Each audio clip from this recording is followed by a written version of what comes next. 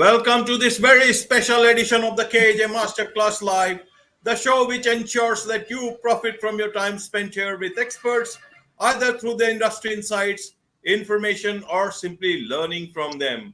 And today we have Christian Stoner. She's the founder of Voice Co. She's the founder of Christian Stoner Voiceover. That's her personal brand. And she's passionate about helping brands connect with their clients and customers. And she uses voiceovers to lend a profound human touch to video. Welcome to the show, Christian. Thank you for having me, AJ.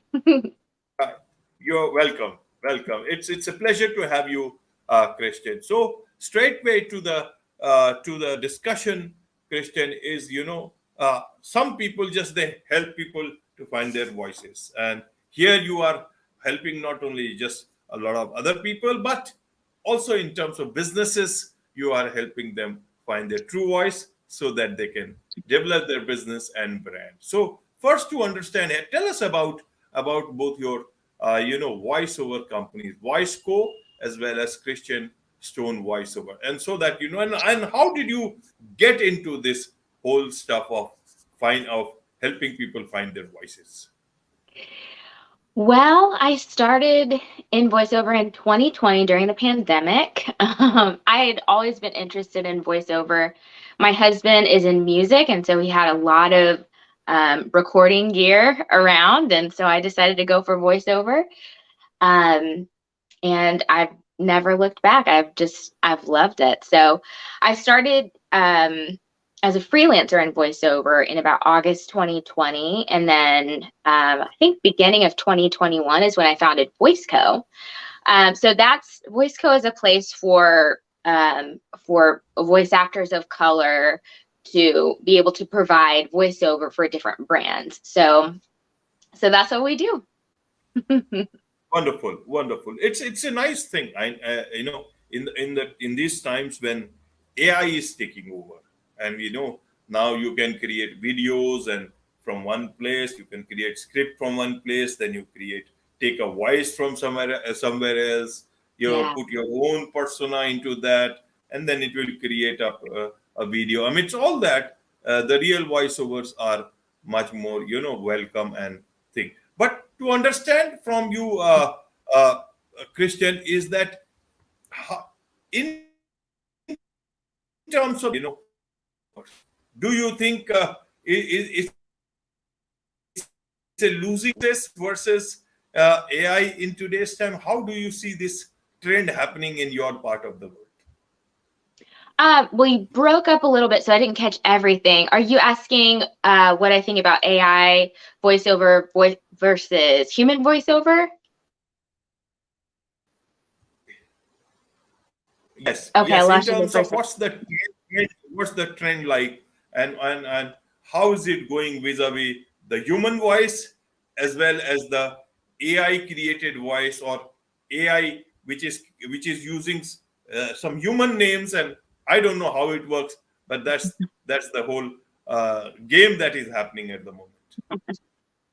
Yeah, I've been hearing a lot about AI voiceover, and while it is, I think it is taking off in some industries. I think I recently saw some kind of e-learning program that helps companies create their e-learning content using AI, which is, for a voice actor, that's a little bit scary. But I also have been seeing that there is still a demand for real human voiceover. I think people still want that human touch, and so I think traditional voiceover with human voices is still going to be needed, and I think there's nothing like a human voice. So while AI is pretty cool and there will be people who are using it, I think there will be a lot of people who still want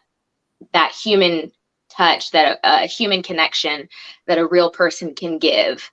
So absolutely. and maybe it that way, that even in the coming future, and even though AI gives an option for you, I'm sure even businesses and companies will realize that people are looking for human voices too, so that actually these human voices can connect with the real brands, real human beings, in real Yeah. time.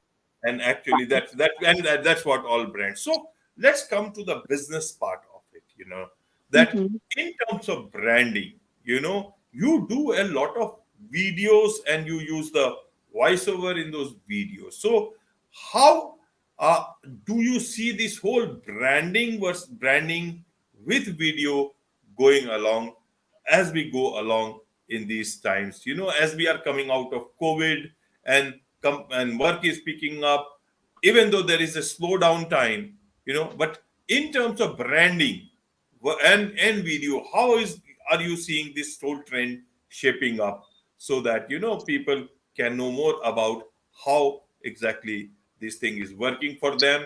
How do you work in terms of help brands connect with their clients and customers with the use of video, and in those videos you use the voiceovers? Yeah, so um I think video is really, really popular. I think it's a fantastic way to um to connect with your audience, and most of the voiceover I do has some video involved. So usually what my clients do is they'll send me their script. Sometimes they'll send me their video too, so that I can have a good visual of where they're going um, with the video, and kind of get a feel for how I need to perform, and what kind of style I need to use in the voiceover. But video is going strong. Brands love it. I do see that there are a lot of brands. It seems like there are a lot of brands that are interested in user generated content on places like TikTok. So um, businesses who want that kind of video and voiceover are looking for really, really authentic kind of voiceover and video, which is pretty cool. I think they're realizing that people, they really want authenticity. They don't want to feel like someone is just trying to sell them something or like talking at them. They want it to the advertisements to feel more authentic. Authentic, absolutely, absolute. So Christian, tell us about the type of clients. Who are these? What type of clients do you generally get, and what is the type of services that they look from you? This will give us an idea exactly the trend that is happening in terms of what clients are seeking in terms of branding needs, and as well as in terms of uh, what exactly are they looking in terms of a smaller agency rather than going for a bigger agency? Is it only the cost factor, or is it the type of work that they will get out from, say, even a freelancer, or even a small agency which has got maybe just one or two people? How does it work for you? I would say the majority of what I do voiceover for would be informational videos.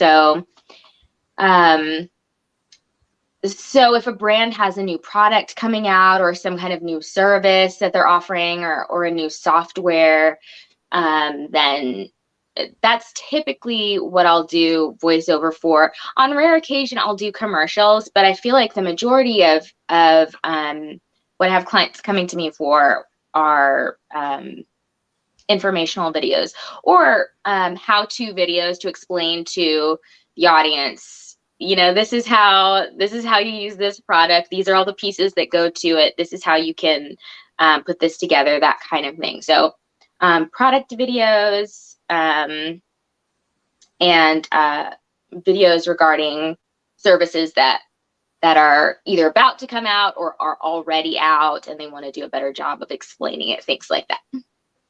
Right, right, Christian. So, in terms of informational videos, a lot of small businesses need to make those videos, especially, if they have a small product, or even in terms of services. So, would you like to share some tips for small businesses who may not be able to hire any outside help?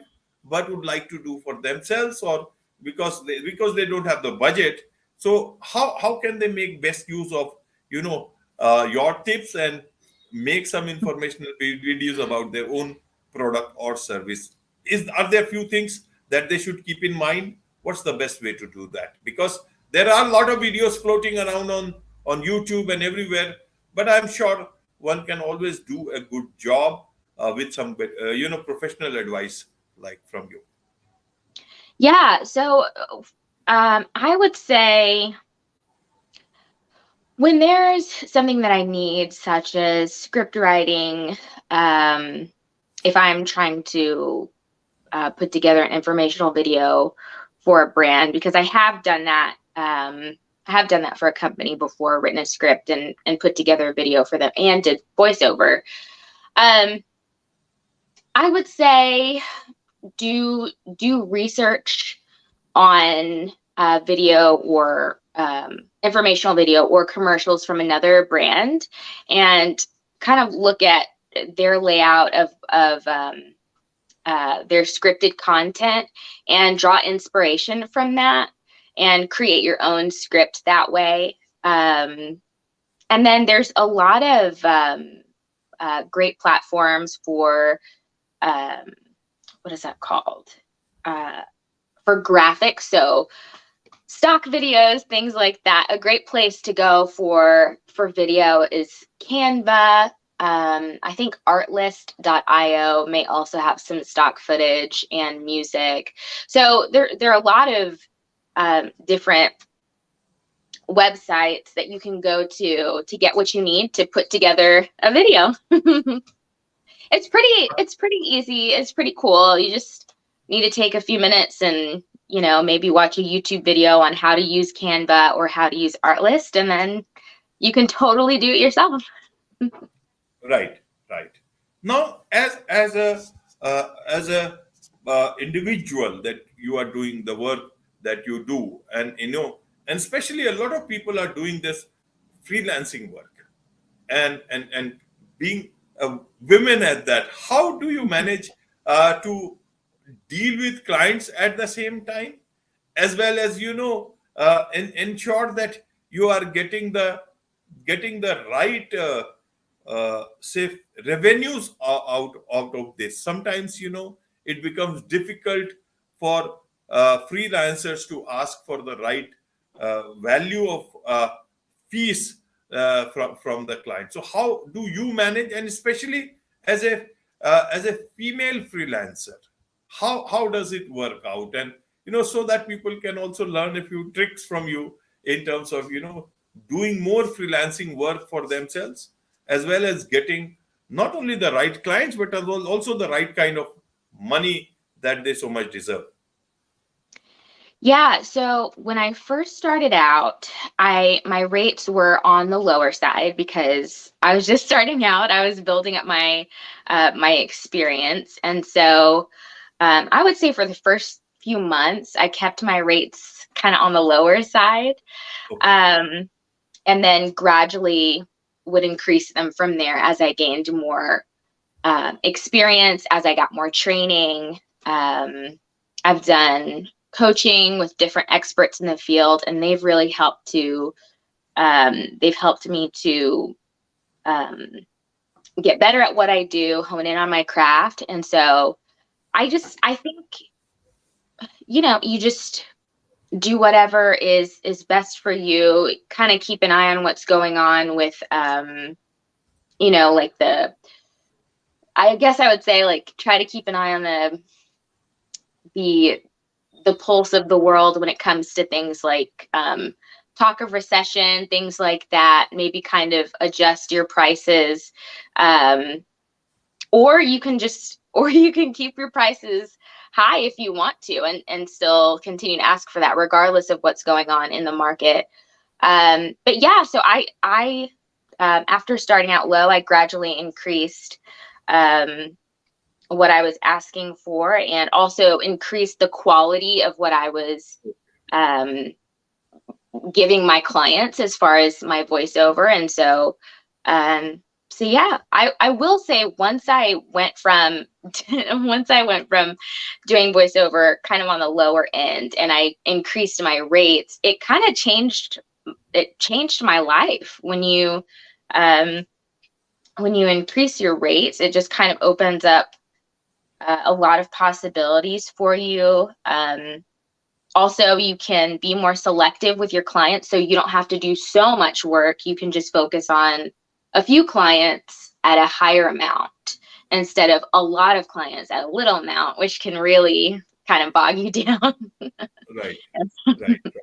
And as an individual, how does one keep themselves more motivated? Because you just don't know the flow of the clients. Sometimes you can have a couple, few clients at the same time. Sometimes you just have to wait for that client pipeline to develop. And secondly, how do you do that goal setting also along with when you are trying to work out the flow of clients? So how do you do for yourself? What should people keep in mind to be motivated? Oh, as far as staying motivated, I would say, well, I really like what I do. I really like what I do. So that kind of helps with motivation. It's just loving what you do. Also, I think being really mindful about your workload, and I think the rates come into play there. I think it's easier to keep yourself from burning out if you are able to if you're able to command a higher rate for the quality of work that you do. That helps you not get burnt out because you can be more selective with how many clients you have. There are also some days where I don't feel motivated, just like anyone. But I have a family, and we're working together to reach certain financial goals. We want certain things. We want to travel. We want to, there are a lot of different things that we'd like to do. So I think for me, part of the motivation is my husband and I are working to build the life that we want. And so I just keep Absolutely. going. But definitely Absolutely. the love of what I do plays a huge role in staying motivated. Absolutely, absolutely. So how can clients, can people know more about you, about your company, and how can potential clients, connect with you so that they can engage with you professionally? Yeah, so if you're wanting to work with me personally, then you can go to christianstoner.com, and you can go to the contact page and just put your information in, and then I'll reach back out to you. And if you're wanting to work with VoiceCo, then you can go to thevoiceco.com, and you can place an order there, and we'll get you rocking and rolling.